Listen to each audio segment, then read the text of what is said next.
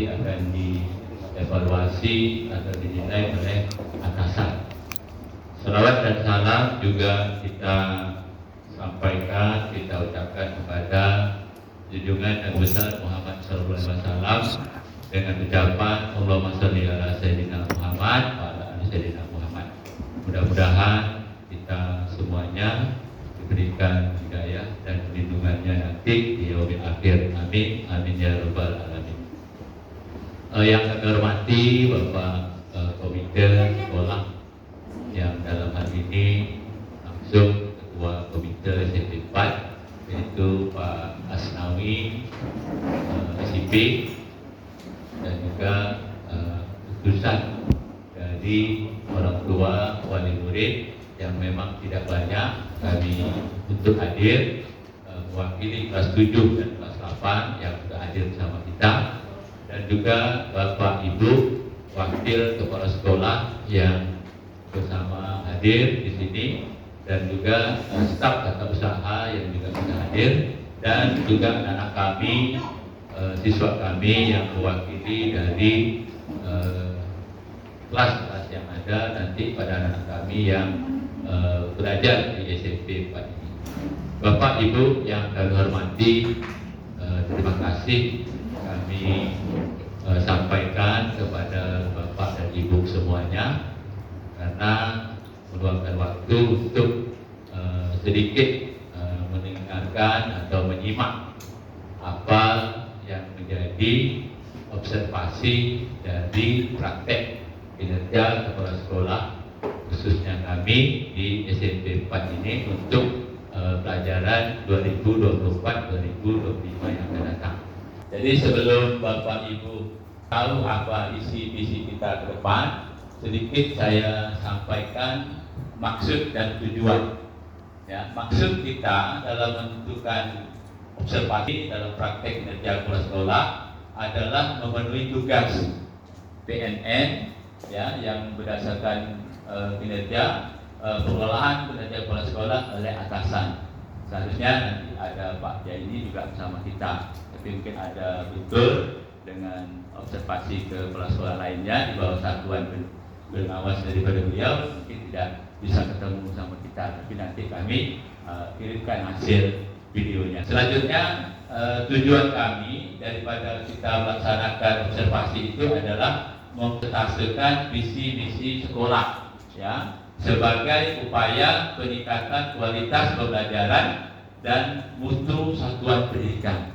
Ini yang kita harapkan nanti, tujuan kita membuat visi misi sekolah di SMP ini. Jadi sebelum kita masuk kepada visi dan visi sekolah ini, saya akan memberikan gambaran pada Bapak Ibu bahwa di SMP 4 ini banyak yang sudah kita miliki. Salah satunya adalah aset-aset yang ada di SMP 4 ini. Aset yang kita masukkan adalah itu sebagai inventarisasi yang ada di sekolah kita. Jadi di dalam aset yang dimiliki SMP 4 itu ada beberapa dimensi di dalamnya. Salah satunya adalah dimensi aset manusia.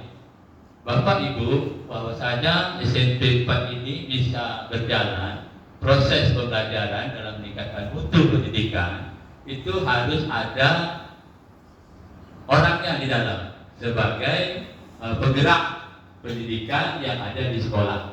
Jadi manusia yang kita maksud adalah stakeholder warga sekolah yang ada di dalamnya. Salah satunya saya gambarkan di situ adalah manusia. Siapa manusia itu, Bapak Ibu? Bapak Ibu guru SMP 4. Jadi untuk bisa mengolah proses pembelajaran kepada anak kita harus ada gurunya, guru yang sesuai dengan kualifikasi pendidikan yang Bapak Ibu miliki. Jadi tidak juga sembarangan. Jadi tidak sembarang kita mengambil manusia atau guru untuk belajar dan mengajar di SMP kita. Juga ada situ manusia unsur siswa juga ada di sebelah daripada kita kebersamaan itu ada siswa. Jadi siswa kita ini sengaja kami ambil beberapa perwakilan supaya dia tahu nanti apa yang akan kami tindak lanjuti selaku siswa membantu program sekolah yang akan kita buat nanti ke depan untuk 2024-2025. Kemudian unsur yang di aset pada manusia itu ada unsur kerjasama. Ya, cuma saya tidak bisa meletakkan banyak-banyak Pak Komite Sekolah dan juga Bapak Ibu. Kami mengambil yang sekilas kerjasama dengan pihak kepolisian. Jadi MOU dengan kepolisian juga sudah kita lakukan dan juga sudah kita melakukan peran aktif, partisipatif daripada kepolisian terhadap sekolah kita. Ini salah satu wujud implementasi maupun non-akademis. Yang non-akademis juga kita sudah lakukan, bahkan kita bidang agama sudah hampir di tingkat kabupaten kita juga menjuarai kegiatan-kegiatan yang agama. Ya, pada tahun lalu kita ikut takbir juga dapat juara 2. Ya. Kemudian ini untuk Agi kita juga ikut tampil lagi. Jadi Bapak Ibu ya standby saja. Ya, apanya sudah kita planningkan, sudah kita siapkan. Tinggal nanti Bapak Ibu dan Pak Samsul dan Ibu Nuraini membimbing lagi anak kita untuk vokal dan lain sebagainya. Tinggal yang saya ancam sekarang itu sudah tinggal masak aja.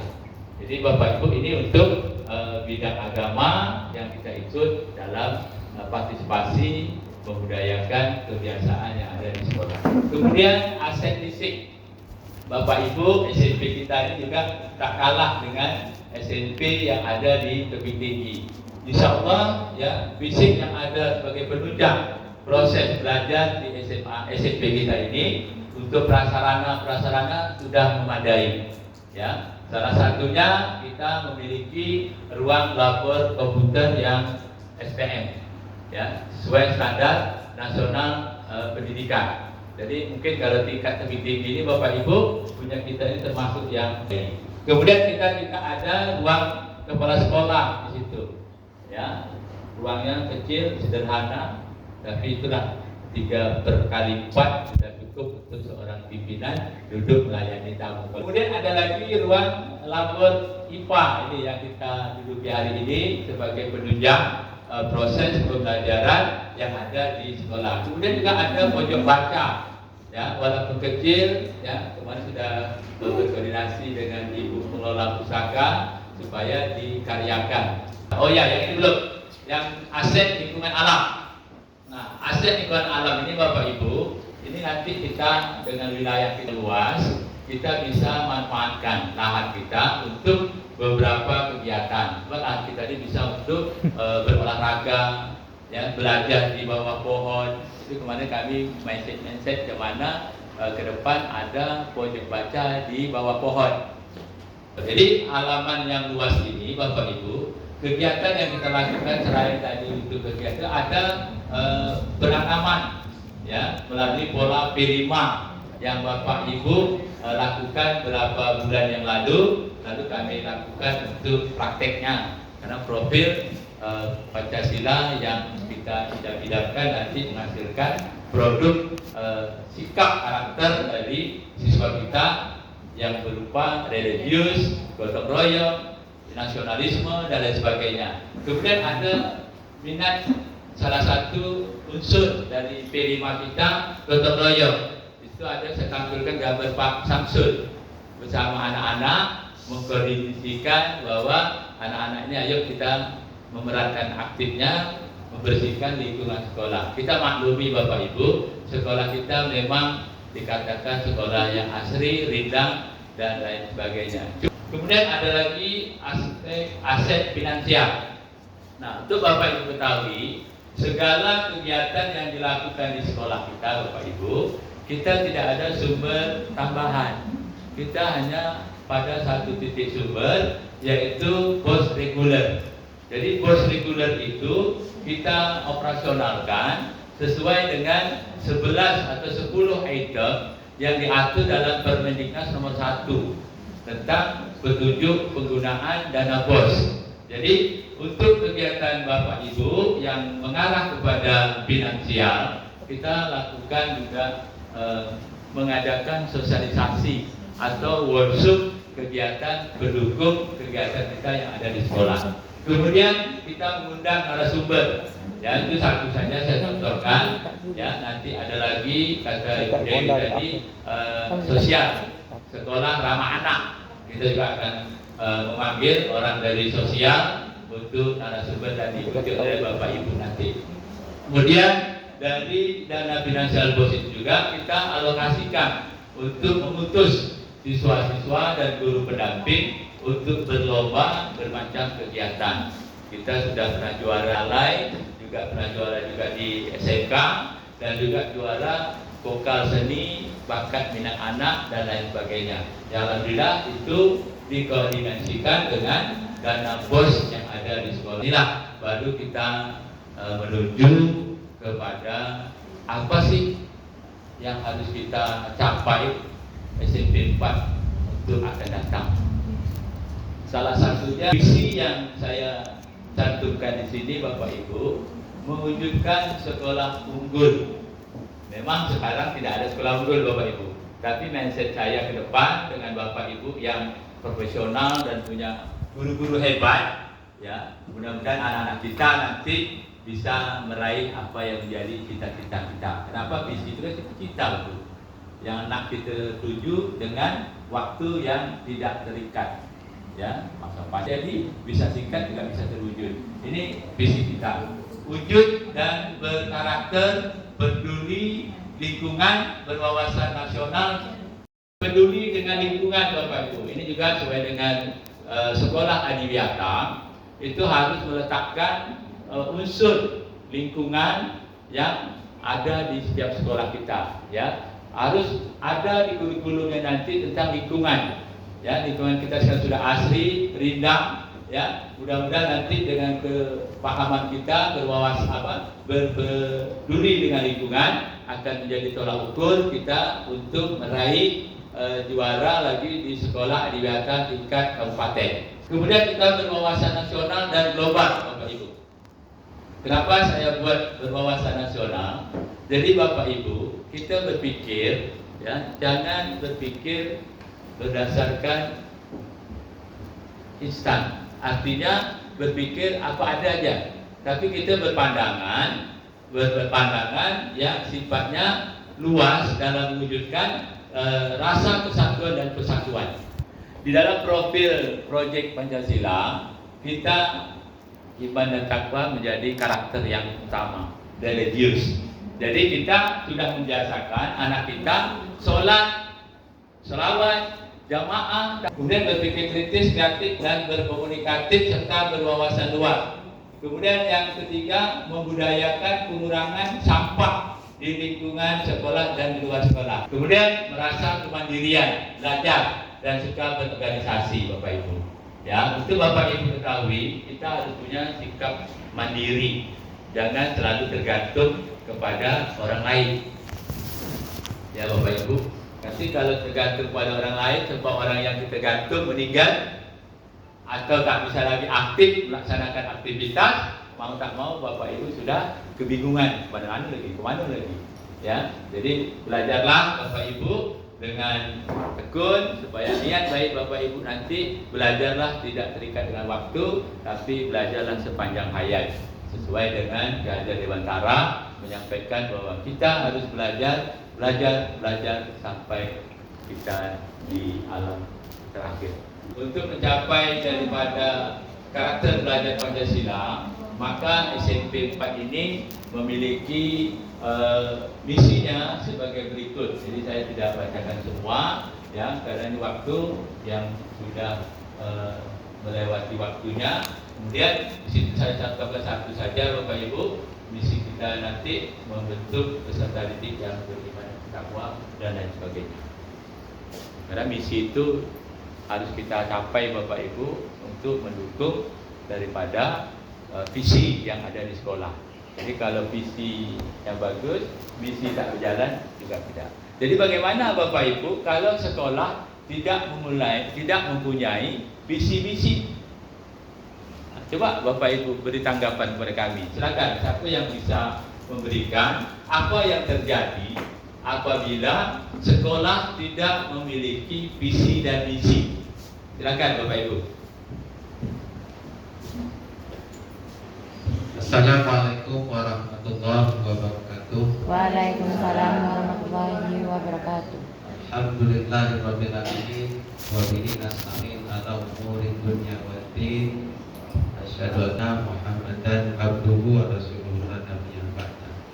Tadi Pak Kepala Sekolah, apa yang terjadi kalau tak ada visi dan misi?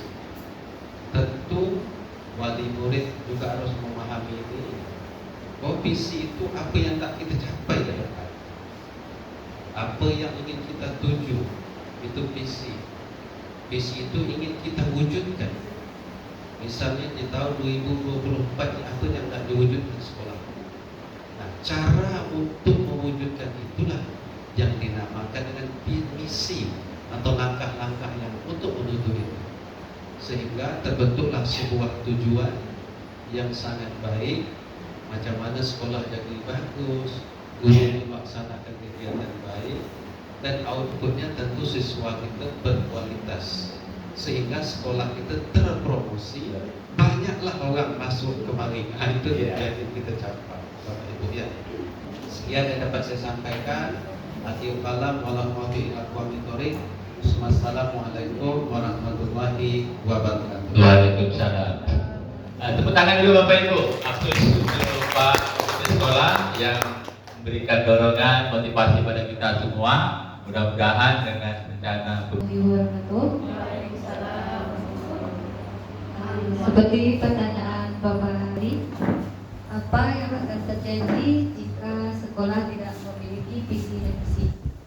Nah, sedikit saya sampaikan. Jika sebuah sekolah tidak mempunyai visi dan misi, maka masa depan sekolah tidak akan berkembang, karena masyarakat tentu akan meragukan, di mana visi adalah sebuah tujuan dan misi adalah penjelasan dan tujuan-tujuan tersebut. Setiap sekolah wajib memiliki visi dan misi untuk perkembangan sekolahnya. Dengan adanya visi dan misi, maka sekolah tersebut akan berkembang sesuai yang kita rencanakan dan yang kita harapkan. Sekian dari saya, terima kasih. Assalamualaikum warahmatullahi wabarakatuh. Terima kasih, luar biasa Bapak Ibu, tepuk tangan. Nah, orang tua inilah yang bisa nanti mendukung kita Bapak Ibu. Kerja Bapak Ibu pasti dikondisikan bersama-sama. Insyaallah. Terima kasih Ibu ya. Ini betul kata Ibu tadi, kalau memang kita tak punya visi dan misi, ya, ibarat kita main layang, tak tahu sampai mana tujuan kita. Ya, visi itu kalau kita targetkan itu sampai ke puncak gunung, nah, itulah yang harus kita target sampai kan. Sampai. Nanti kalau misinya kita tinggal mengambil strategi langkah-langkah aja. Bagaimana untuk mencapai visi? Itu yang kita sebutkan salah satunya tadi, bentuk budi pekerti siswa didik kita untuk beriman dan bertakwa, dan juga kalau bagi Bapak Ibu nanti kita mengembangkan keterampilan dari Bapak Ibu sebagai guru yang punya berwawasan dan berprofesional. Jadi mudah-mudahan nanti bisa Ibu pahami, dan juga saya akan melakukan refleksinya. Ya. Dengan langsung saja, apa yang Bapak Ibu peroleh setelah menyimak presentasi ini? Silakan dari guru dulu.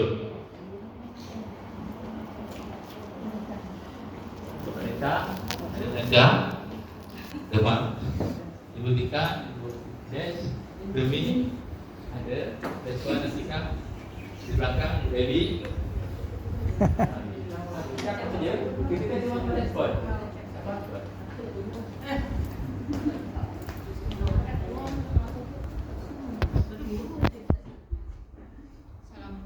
Assalamualaikum warahmatullahi wabarakatuh. Baik, sedikit saya akan menyampaikan, menjawab tentang pertanyaan apa yang Bapak Ibu peroleh setelah menyaksikan atau menyimak presentasi visi misi dari Bapak Kepala Sekolah. Yang pertama sekali ada dari visi, ada beberapa hal yang sudah terrealisasi atau sudah sampai. Visi ini kan dia adalah salah satu dari tujuan ya. Jadi kita kita buatkan visi untuk mencapai tujuan. Ada beberapa yang sudah tercapai, mewujudkan sekolah unggul misalnya. Meskipun belum seperti Bapak sampaikan tadi, belum unggul, belum mendapat juara mungkin kalau untuk yang hal-hal lomba, tapi alhamdulillah sekolah tidak segan-segan mengirim semua cabang untuk pesertanya.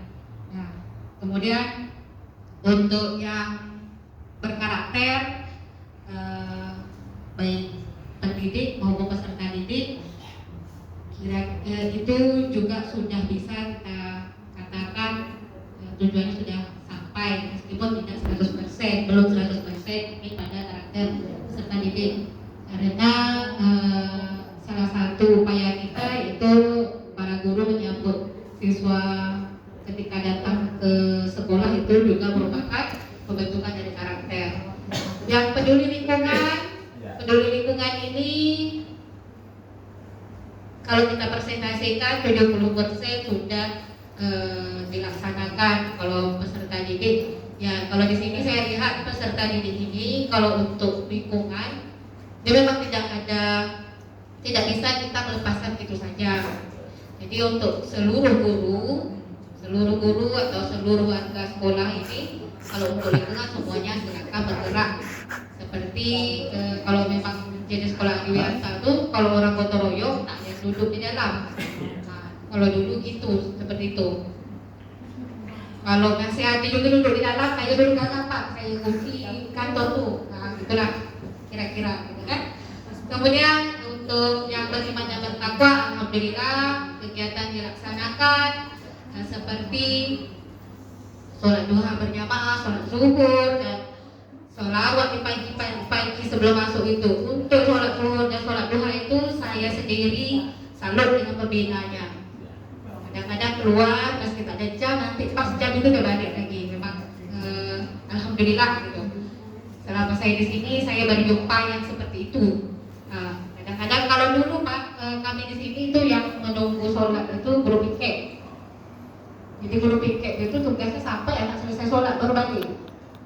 Kalau ini memang pembina rohisnya itu menunggu, meskipun yang lain termasuk saya pun balik, tapi ibu dan bapak itu menunggu gitu kan. Nah itu rasanya sudah terlaksanakan kalau untuk misi yang sudah disediakan. Kemudian ada lomba-lomba di keagamaan yang kita ikut, alhamdulillah dapat hasil memuaskan. Cuma satu masukan boleh Pak untuk rohis ini masukannya seperti ini. Karena memang kita tengok anak-anak kita ini ada kurangnya, adabnya agak kurang. Mungkin ada satu kegiatan rohis yang kegiatannya itu memang betul-betul untuk mengisi rohaniah siswa. Kalau bisa satu pekan itu adalah sekali, meskipun bukan misalnya ini kelas 7 untuk pekan ini, minggu pertama kelas 7, minggu kedua kelas 8, minggu ketiga kelas 9, atau memang kalau bisa kita pisahkan. Minggu pertama itu untuk yang perempuan, minggu kedua untuk yang laki. Karena kalau bahasan terkait dengan keagamaan itu bagusnya kita pisahkan, karena masalah perempuan dan laki-laki itu berbeda. Kita ada laki-lakinya Pak Samsul sebagai pembina. Insya Allah kalau rohis, kalau memang kurang tenaga saya siap bantu. Masya Allah, mantap. Itu rasa saya Pak. Cukup. Ada kawan-kawan yang lain yang saya tambahkan. Assalamualaikum warahmatullahi wabarakatuh. Perasaan Ibu bagaimana dengan adanya penyampaian visi ini? Perasaan Bapak Ibu lah. Uli, silakan Uli. Perasaan kita ya. Terima kasih atas kesempatannya mengenai perasaan saya. Saya sangat senang. Ya, saya sangat senang dengan adanya dipaparkan visi-misi ini. Khususnya saya lebih tahu apa sih visi-misi sekolah. Aturannya hanya membaca tapi tidak memahami, tapi dengan penjelasan dari Bapak serta melihat langsung slide yang ada di depan, kami merasa oh ternyata begitu.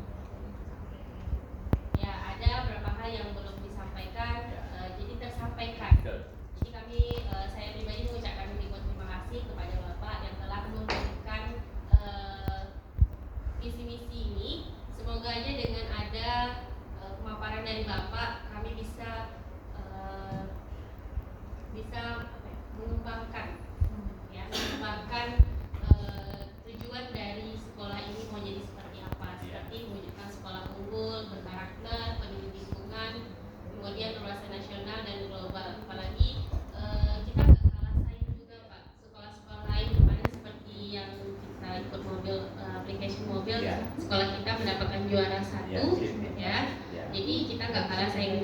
Jadi pada dasarnya orang menganggap SMP 4 itu SMP buangan. Pada dasarnya enggak, karena kan kita semuanya udah dimutasi guru-guru hebat yang berada di sekolah ini. Bukan berarti yang tua itu tak hebat, yang tua itu lebih berkarisma gitu ya, seperti bapak contohnya ya. Ya. Jadi saya pribadi mengucapkan terima kasih sekali lagi karena bapak udah menyampaikan visi-misi ini. Perasaan saya sangat senang dan insya Allah kedepannya kita sama-sama bisa mengembangkan sekolah kita ini lebih baik lagi daripada sebelumnya.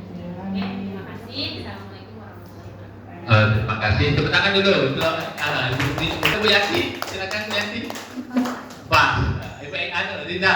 Oke juga. Oke, itu Bapak Ibu ya semuanya adalah bisa kita capai nanti apabila warga sekolah yang ada di SMP ini bisa kompak, bekerja sama dan saling partisipatif agar ke depan SMP 4 ini agar tidak kalah dengan SMP 2, SMP 1 atau SMP lainnya yang ada di Kabupaten Kota Meranti. Ini berkat dorongan kita. Apabila kita tidak punya visi dan misi yang ingin kita raih, tentu kita tidak akan punya keberhasilan atau tujuan yang tidak dicapai. Maka itu visi dan misi itu dijadikan acuan pedoman untuk mencapai tujuan yang tidak terikat dengan panjangnya waktu dan juga tidak terikat dengan kapanpun waktu yang akan kita gunakan di dalam pengembangan visi dan misi sekolah. Mudah-mudahan hambatan-hambatan yang saya sebutkan tadi semuanya akan bisa teratasi asal kita sama-sama, yang berat sama kita pikul, yang ringan sama-sama kita didik secara bersama. Insya Allah selalu memberkati niat baik kita untuk visi-misi kita ke depan di tahun 2024-2025. Demikianlah yang dapat saya sampaikan. Terima kasih atas kehadiran Bapak Ibu semuanya dan berikan tanggapan terhadap penyajian presentase kami yang berkaitan dengan visi misi sekolah kita. Mudah-mudahan apa yang Bapak Ibu berikan akan mengubah mindset kita semua yang menuju guru-guru hebat dan sekolah anti unggul di SMP yang ada di Kabupaten Kota Meranti. Insyaallah, amin, amin ya rabbal alamin. Terima kasih. Yang terakhir,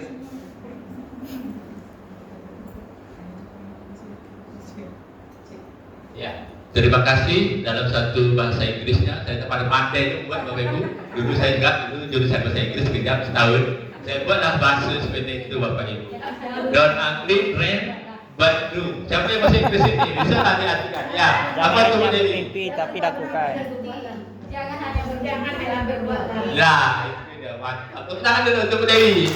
Itulah Bapak Ibu mindset yang saya buat beberapa hari yang lalu. Mudah-mudahan Bapak Ibu bisa seperti yang kita impikan, yang kita cita-citakan ke depan.